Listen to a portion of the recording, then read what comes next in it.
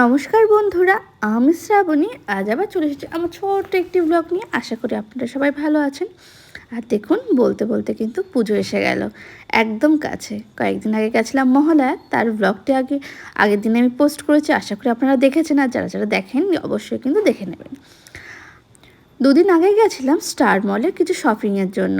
আর গিয়ে বাইরে এই মাতৃ প্রতিমাটা দেখে আর লোভ সামলাতে পারলাম না। মায়ের সাথে নিজের সুন্দর সুন্দর সেলফি তুলে নিলাম। প্রথমে চলে এসেছি আমরা স্টার মলের স্পেন্সারে। সেখানে গিয়ে কিছু কুর্তি দেখছি, তবে দারুণ দারুণ অফার এবং দারুণ দারুণ এখানে কুর্তি আছে। সাথে দারুণ দারুণ জিন্স থেকে শুরু করে বিভিন্ন রকম টপ, দারুণ দারুণ মন কাড়া সব কালার। দেখুন সামনে ওই হোয়াইট কালারের উপর গোল গোল বল দেয়া, ওটা খুব সুন্দর। মাঝখানে একটা অরেঞ্জ, সেটাও।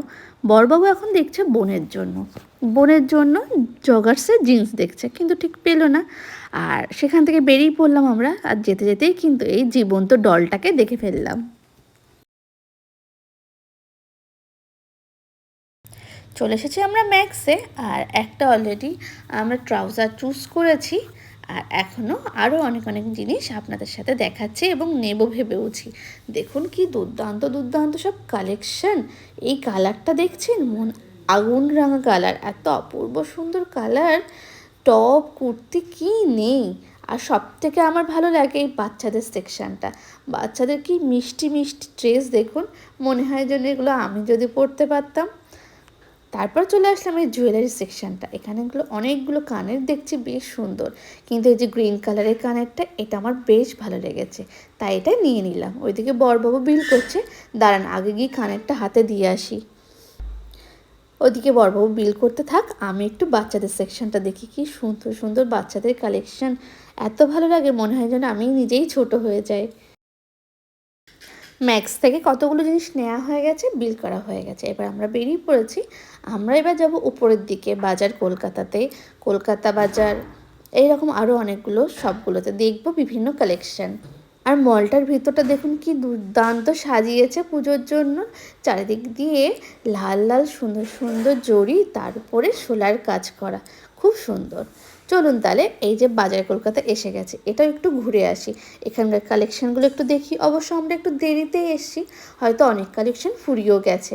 চলুন তাহলে আর দেরি না করে ঝটাপট গিয়ে দেখি কী আছে, তার মধ্যে থেকে বেছে বেছে পছন্দের জিনিসগুলো নিয়ে নিই। আমি ভাবলাম আমি একাই বুঝি লেট হয়ে গেছে মার্কেটিং করতে, কিন্তু এখানে এসে দেখি একদমই তা না। এখানে এখনও প্রচুর মানুষ কেনাকাটা করছে। বাজার কলকাতা থেকে মোটামুটি জিনিস কেনা হয়ে গেছে। এবার আমরা বেরিয়ে পড়েছি। এবার যাব কিন্তু কলকাতা বাজারের দিকটাতে, ওখানেও গিয়ে দেখব কী কী কালেকশন আছে। আর এই লিফটে ওঠার সময় সাইড দিয়ে দেখুন কি দুর্দান্ত সাজিয়েছে। মনে হচ্ছে না বলুন পুজো পুজো এসে গেছে, কি ভালোই না লাগছে। আর বড়বাবু যে ড্রেসটা পরেছে সেখানেও দেখুন দুর্গা দুর্গতি নাশিনী লেখা আছে, এবং মা দুর্গার সুন্দর একটি ছবিও দেয়া আছে। এত সুন্দর করে মলটাকে সাজিয়েছে, সত্যি মলের ভিতরেই মনে হচ্ছে একদম পুজো পুজোর সাজ। একদম কি ভালোই না লাগছে বলুন তো।